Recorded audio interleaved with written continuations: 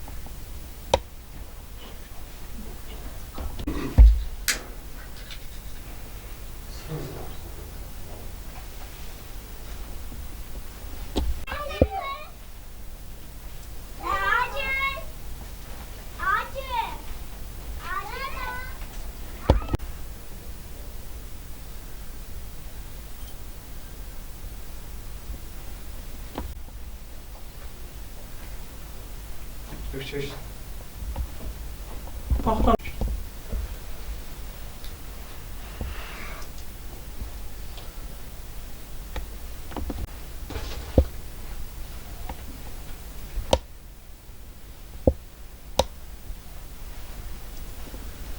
Mən Şirvan şəhər sakini, sahib Zeynalov bina 2 mənzil 42-də yaşayan Şükürov Yasin Vaqifoğlu.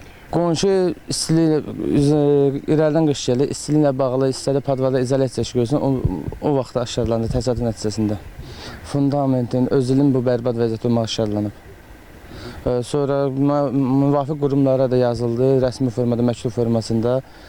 Gəldilər, baxdılar fövqəladə yerli şəhər icra hakimiyyəti gəldi, baxdı. Cənab prezidentə yazılıb, indi gözləyirik nə olacaq. Hər gün, hər saniyə stressdir, həyəcandır. İndi belə deyək, bu uçmadı, deyək qaldı. Kim bilir ki, zəlzələ nə vaxt olacaq. Oldu zəlzələ, uçdu. Bu fəlakət, əməlli başı rəsmən fəlakət. Nə qədər etki, nə qədər ziyan olacaq. İndi bu gec yox, tezliklə bir tədbir görülməkdə əlbəttə ki.